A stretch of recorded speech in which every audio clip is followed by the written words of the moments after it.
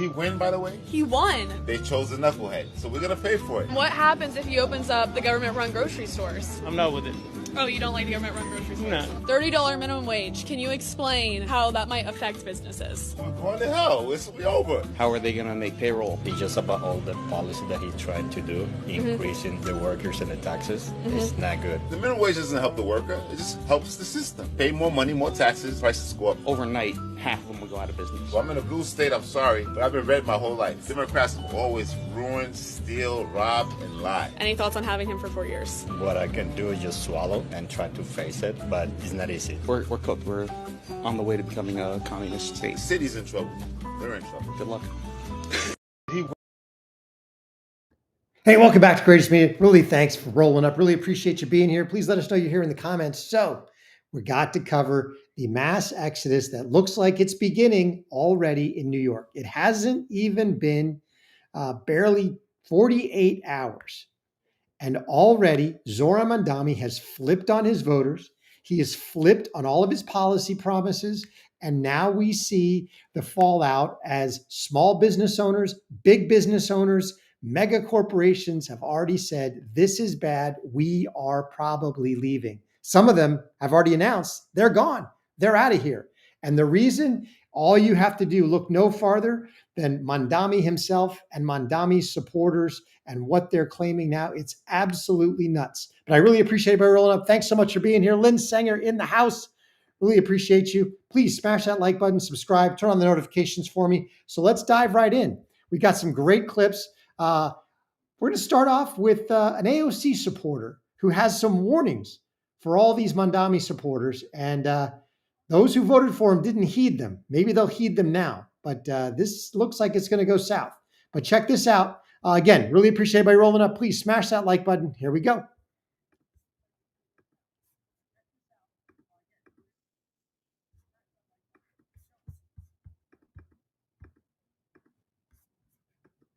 So New York City just nominated this guy, Zohran Mamdani, who is a socialist, to represent them for the mayor's election. And if I was 25, I would be obsessed with Zohran. When I was 25, I was actually 26, 27, I helped get AOC elected. I made a video for her campaign that went super viral. I met her a ton of times, and I was a huge AOC person. Now I'm 35, and like every stereotypical person, I've grown up and I've learned that these feel-good politics of promising free food, free college, free apartments, like you get free, you get free, you get free.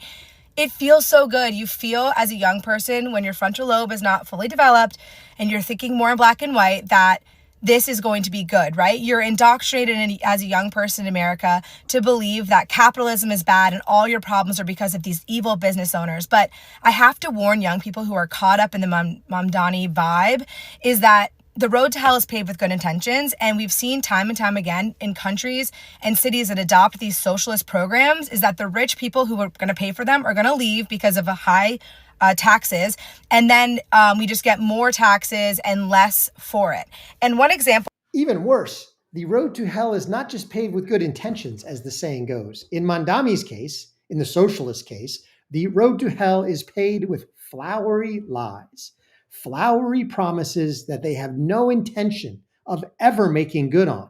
And we're going to prove that to you because we're going to show you Mamdani in his own words. But first, just to back up what this young woman is saying, here we've got another New Yorker who has decided that this is probably not such a good idea. And she is actually feeling this could be really bad. Now, I don't think she voted for Mamdani, but check this out because I thought she put it eloquently. Here we go.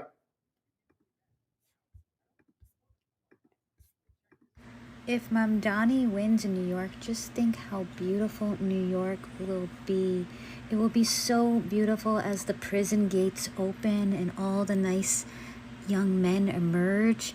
And we can all sing and hold hands and rock back and forth in the subway station. Maybe like we look over and there's like a slip and slide happening.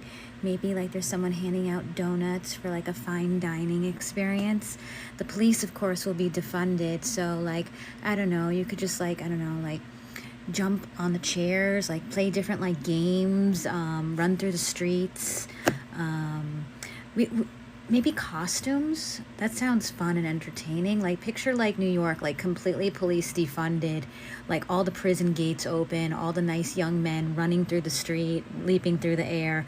You could wear costumes, you could jump up and down. That's sort of happening there, like a lot now, but like it'll be even better.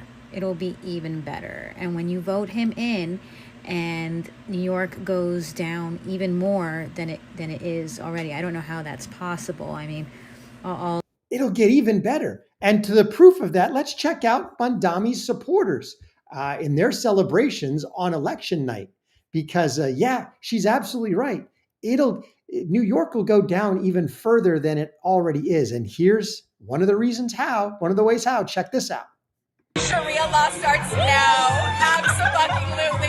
Zohran Mamdani, Islamic Caliphate, our brother in Islam, Islamic Caliphate of New York starts today, baby. God, there's. Oh, wow. Yeah, that's a great idea. As the first woman said, hey, maybe while the police are all defunded and all the criminals are roaming the street, we could all dress up in costumes. Yes, under Sharia law, as a woman, you get to wear well, not lots of costumes. You get to wear one. Basically, cover every part of your body, wear a burqa, look like a mummy, and roam around the street. That's a great idea. Oh, and wait a minute. Your testimony doesn't count that much as a man. And, if we go full Sharia law, you can be beaten by your husband with impunity. And if your kids ever walk away from Islam, well, then you get to actually kill them. Yes, this is a great idea. So this is what New York is facing. It's facing this on the cultural front, and on the economic front, we saw what the small businesses are facing, but realize that none of this, all of the free stuff, socialist lib promises that Mamdani made, none of them were ever real. No. Check this out from Mamdani himself. His first real address, other than his vitriolic, polarizing victory speech. But check this out the day after Mamdani's victory. You're going to love this.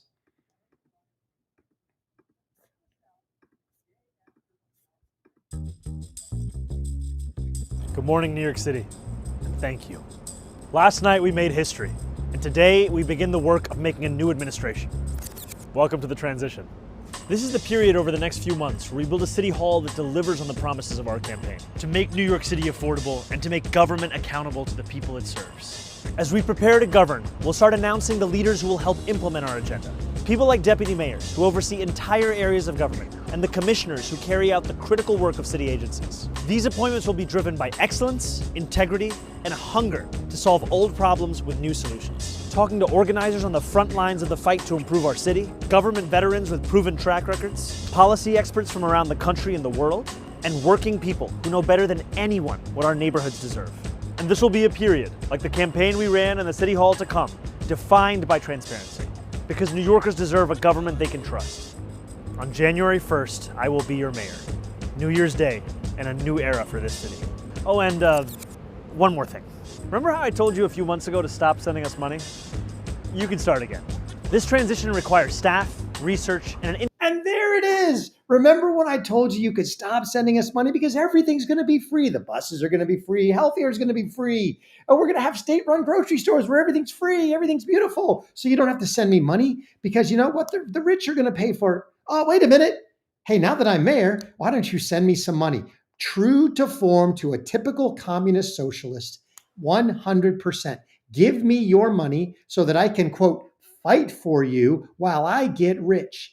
This has been Zohran Mamdani's life. He grew up in opulence to communist socialist parents. He's never had a job in his life. He has grifted off the system, and now he is in as the mayor of New York City, maybe not the ultimate grift, but certainly up there within the top 50. And now the grift begins. So now he wants your money. Next will be insider trading and all sorts of things.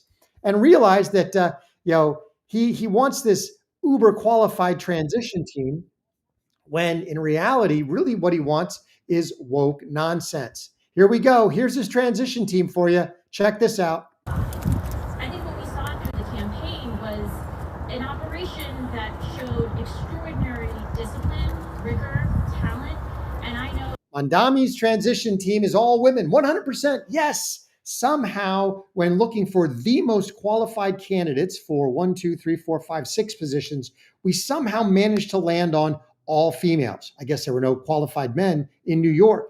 And evidently some of them spoke native languages while addressing the crowd. I think New York is in serious trouble.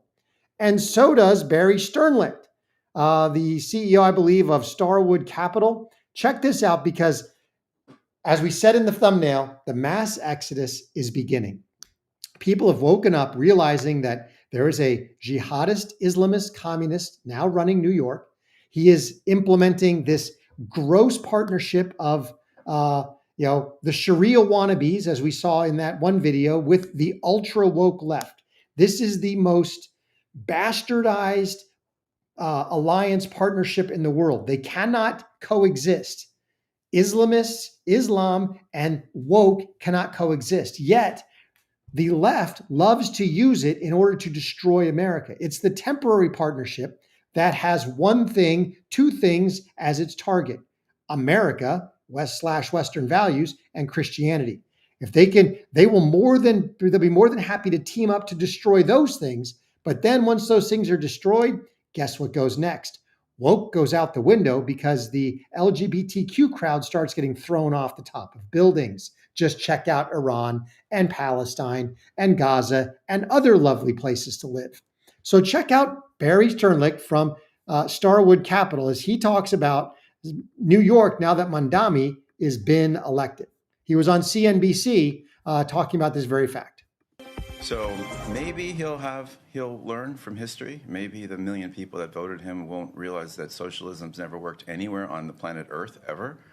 And especially what we'll watch is safety and security. That's the number one thing. If people feel like their kids aren't safe on the streets, they will pull them out of school and they will leave. And if he defunds the police, or he doesn't give them the honor and prestige they deserve, I think the city's in for a really tough time. We have a big office here ourselves, and I mean, we'll see how this works, but the team in New York is for the first time saying maybe we should leave. Wow, maybe we should leave. He's right. I don't think these people are going to wake up and realize that socialism has never worked anywhere that it has been tried, ever.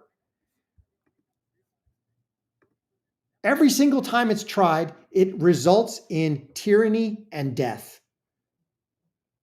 Nazi Germany, Communist Russia, Communist China, Communist Cambodia, Communist Laos, Communist Cuba, Communist Venezuela. Every single place it is tried, it ends up in tyranny and mass death. Now check out, because he continued his comments talking about where he sees the real problems with this. Check it out. I think the city's in for a really tough time. We have a big office here ourselves, and I mean, we'll see how this works, but the team in New York is for the first time saying maybe we should leave. And I asked him if he had contributed to the Cuomo campaign. He said no. I asked if he had spoken with Mamdani before the election. He also said no, but he said he does. You're going to find a lot of Democrats did not contribute to the Cuomo campaign. A lot of people didn't, because Cuomo was an ultimately failed candidate. This is the same candidate riddled with sexual harassment, shenanigans, scenarios, controversies, corruption, as well as the fact that he's the one who essentially killed tens of thousands of elderly Americans by taking COVID patients and putting them back in nursing homes where they managed to infect everybody else. This is the same guy who then managed one apology on essentially election eve. So no, people weren't supporting Cuomo. He was an ultimately disgusting candidate. And then you've got Sliwa. Unfortunately, Sliwa was never going to be a serious candidate in New York. What the Republicans were doing nominating Sliwa, I have no idea. But even then, if you didn't want Mamdani, either the Republicans and Democrats should have gotten together after Mamdani won the Democrat election and gotten Cuomo out as an independent and put somebody else in, or figured something out. But the fact of the matter is they didn't care. They didn't care about the people of New York. They all care mainly about their own power. But let's go back to Barry. Expect to see both people and businesses leave New York City. New York will survive. It survived de Blasio. But it's a shame it's probably going to get a lot worse before it gets better. And that's coming from a business perspective. You know, I am a greater New York area person. This is an amazing city with a great vitality and great youth and energy. But the core issues are not what he's focusing on. We need to increase housing. That's not going to happen easily, right? You need serious subsidies from the government if they want. It's not going to increase housing at all. He can't. He's going to put rent controls on already stabilized buildings. There is not a single real estate developer that's going to run to New York to say, let me build housing, knowing that it's going to be rent controlled. They can't make money. The number one thing, the thing that basically 100% of economists agree on, is that when you rent control, it crashes the commercial real estate market. It's a disaster every single time it's tried. But I guess we're going to do this again. As you said, DB, we're going to stick our finger in that socket again. Oh, wait. You mean you get shocked when you do that? Yep, you do. Want us to work with unions. You know, the unions have to be more accommodative on their work laws and the wages and everything else. Otherwise, you can't add economically. You can't. And Hochul's already said she's not going to let him tax everybody into oblivion. So the one group of people that you want to try to tax more inside New York City, because the only thing you can affect as mayor is New York City taxes, are the rich in New York City, and they're already up and leaving.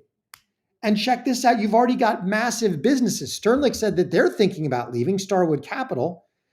You've already got other businesses that are relocating headquarters. Here you've got Wagamama's has already announced within hours of the election, Wagamama's moving its headquarters to where? Oh, lo and behold, Tampa, good old Florida. The two biggest states that are going to be the beneficiary of this New York meltdown are going to be Texas and Florida.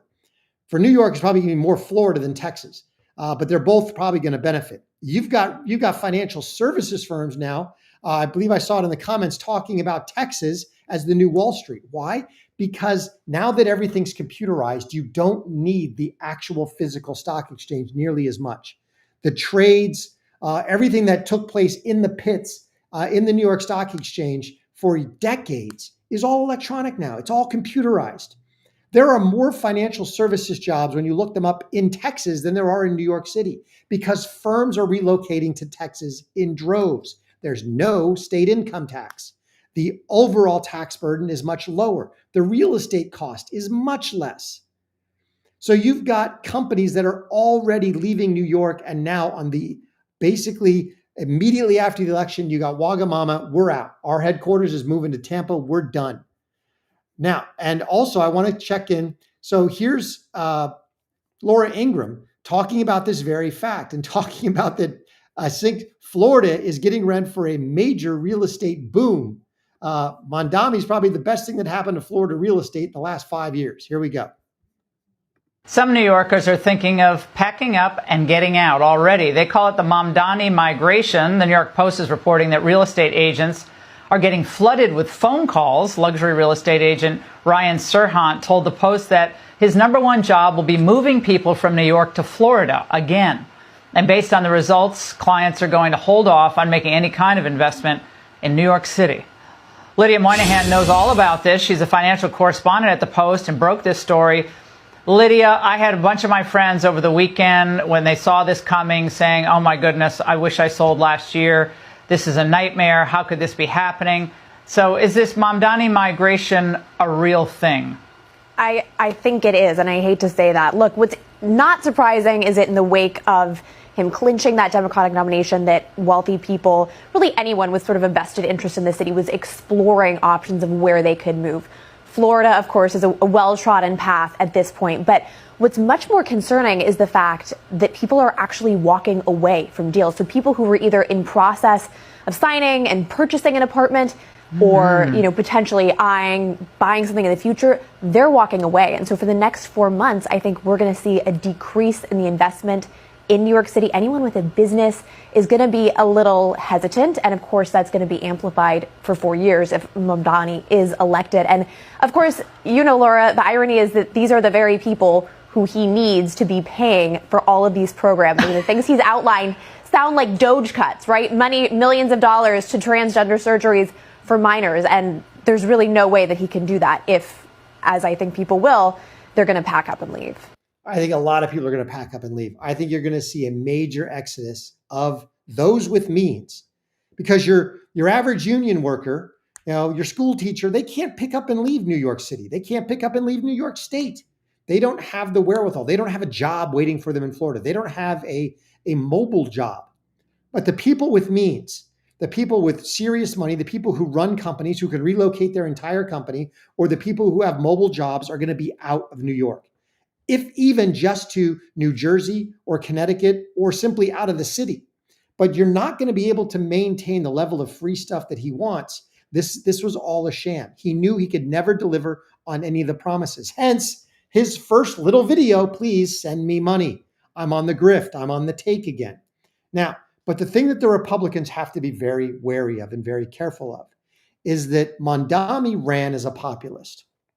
Now, populism, just to give everybody a little bit of an education lesson here, populism essentially at its core is the reorienting of the conflict in society from left versus right to top versus bottom, or up down, from horizontal to vertical. So populism basically becomes the us versus them isn't Republicans versus Democrats, or left versus right, or gay versus straight, or LGBTQ versus this, or black versus white. No, it reorients it into the haves and the have-nots, to put it very, very basically. However, populism does not necessarily define your politics. It doesn't define your policy. It doesn't define your right-left move. And so you can have ultra-far left populism, where you, as like Mamdani, where you basically make the enemies capitalism itself, the economic system itself, and in Mamdani's case, sprinkle in a little TDS, a little Trump derangement. But so his enemies are Trump and capitalism. Whereas when Trump, the populist revolution that Trump ushered in November was anti-government, anti-woke, anti all that nonsense. Well, you've got two competing forms of populism right now. And here's the problem. First of all, Mamdani will fail because his socialist revolution will never work. But they'll blame it on something else. They'll blame it on, the tax base. They'll blame it on the billionaires. They'll blame it. They won't blame the policies itself. It'll be something else. But meantime, you've got Trump, who I believe is far too concerned with foreign policy. He has pivoted a lot towards foreign policy. He needs to get back to domestic policy. He needs to get back to getting his domestic agenda passed, getting the economy booming. Now, I realize that his foreign tours have helped bring in promises of a lot of foreign capital, and that's great. And he's done great in foreign policy, but he really needs now, and the Republicans need to focus on it's the economy, stupid, because you've got a competing form of populism, and you cannot let that fester. You've got to basically get ready for the midterms, because if the Democrats can win the House, the Trump agenda comes to an end, which is why I would not be against nuking the filibuster. However, only do it if you've got already in the bag all the Republican votes you need to pass the entire agenda all the way to the wall. Complete voter ID, complete end to all any benefits for illegal aliens, whether federal or state, making illegal immigration a felony, getting a new census and demanding it, and getting that census done and in place, and the results factored to the 2028 presidential election. So you reorient all the electoral votes. If you do that, you can make it so that Democrats will not win another election for 20 or 30 years. Then it won't matter that you nuke the filibuster, but that's the only way you can do it. Because with Mamdani running as a populist, he is a left populist. And we need to get back to the anti-woke, because he is fully woke, and he represents the unholy alliance between the far left woke radicals, the LGBTQ crowd, and the far left tyrannical Islamist communist wing of the Democrat Party. Let me know what you think in the comments. I really appreciate everybody rolling up. We got another story for you, so don't go anywhere, but please smash that like button, subscribe, turn on the notifications. Let me know you're here in the comments. Eric Smith, thanks so much for rolling up. Member, I'm glad YouTube gave you a notice. That's fantastic. Appreciate you being here. And okay, guys, we got some good news. while Mamdani is crashing New York and destroying the what used to be the greatest city in America, we've got some good news for you, and that is about our dear friend, and I put that in air quotes with a smirk, that is Nancy Pelosi. So with that, let's dive right in. Let me jump over here. Please smash that like button, comment, subscribe, turn on the notifications, and share Courageous Media with everybody that you know. Here we go. I speak for the people of San Francisco. I have truly loved serving as your voice in Congress, and I've always honored the Song of St. Francis. Lord, make me an instrument of thy peace, the anthem of our city. That is why I want you, my fellow San Franciscans, to be the first to know. I will not be seeking re-election to Congress. With a grateful heart, I look forward to my final year of service as your proud representative. I speak for the people of San Francisco.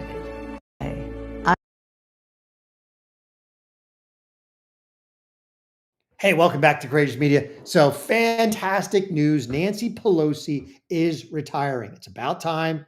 But I take this with a grain of salt because Pelosi was never going to be speaker again. And the fact that she is retiring is fantastic. Another globalist corruptocrat out. However, I think it could bode, I think it could be the canary in the coal mine for some deeper issues that are facing not only the Democrat Party, but America. She has been a horrible, horrendous, corrupt politician. She is the true wolf of Wall Street. And we're going to get into that. But first, let's check out, because Donald Trump had some things to say about Pelosi's retirement. And I thought it was fantastic. Here's Peter Doocy on the White House lawn talking to Fox News.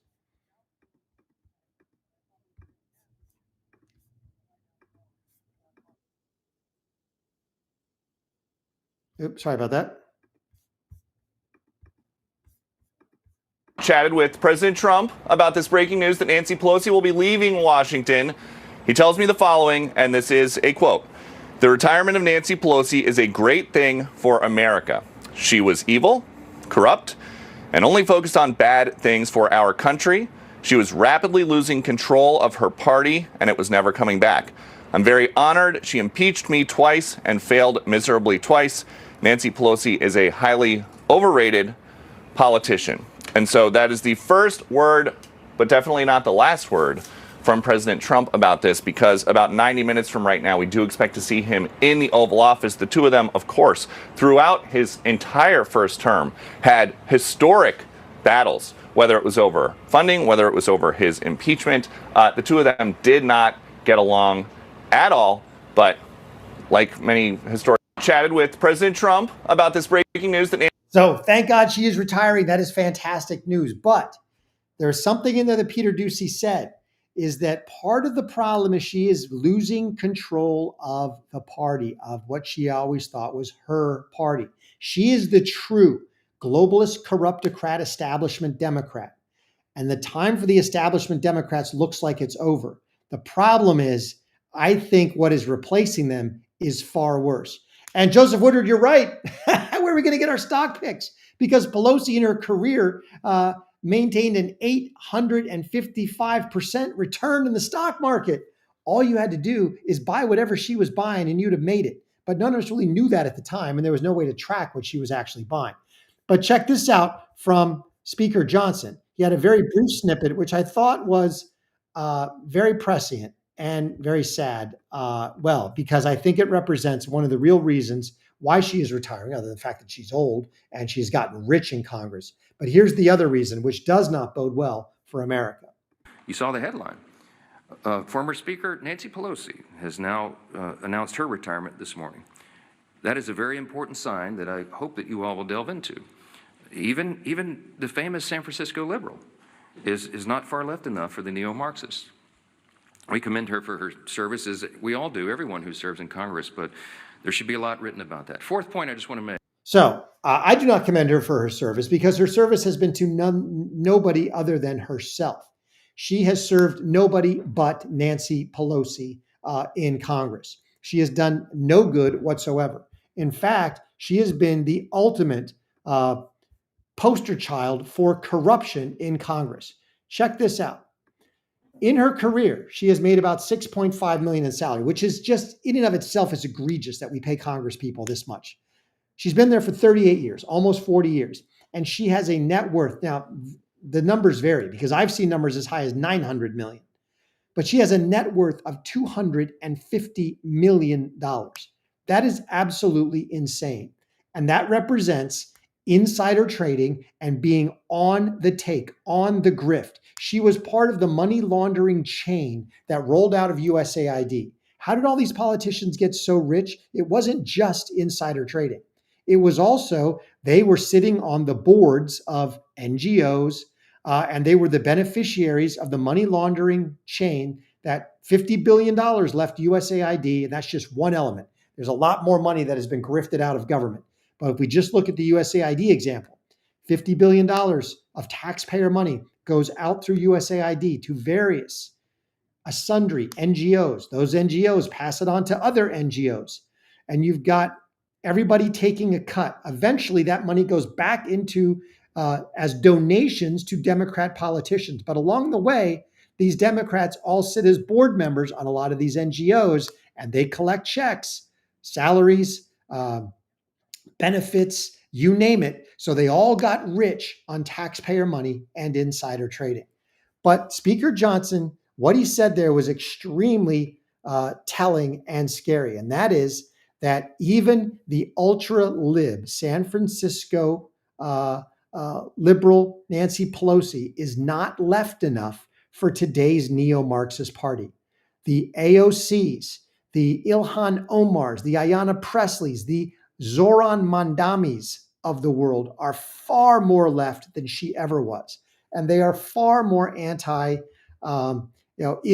than she ever was. She was personally she was on the Zionist wing of things, whereas the new ultra-left Democrat Party is on the other side. They are pro-Palestine, pro-Hamas, pro-Gaza. And so you've got a massive shift in the Democrat Party, and is a shift towards ultra left wing, communist, socialist, ultra woke, that I think is extremely bad for America. It represents the Red-Green Alliance. It represents the unholy alliance of woke and Islamism and communism that I think they are trying to use to take down not only America, but Western civilization, just like they've done in London and other places. Let me know what you think. I really appreciate everybody rolling up. Catherine, that's right. She has served no one but herself. And that's the honest truth. Yep. So I really appreciate everybody rolling up. Thanks so much for being here on this Thursday. The mass exodus of New York has begun. I hope you're in the, if you are in the Florida or Texas real estate markets, I think you might see a boom coming, especially Florida. But let me know what you think in the comments. If you like Courageous Media, please smash that like button and share Courageous Media with everybody that you know. And if you're willing, please be like Eric. Join us as a member on YouTube. Would love to have you as a member of the Courageous Army. Remember, God is good and he is sovereign. This is all in the plan. No way. God is not surprised by any of this. Until I catch you next time, have a great day.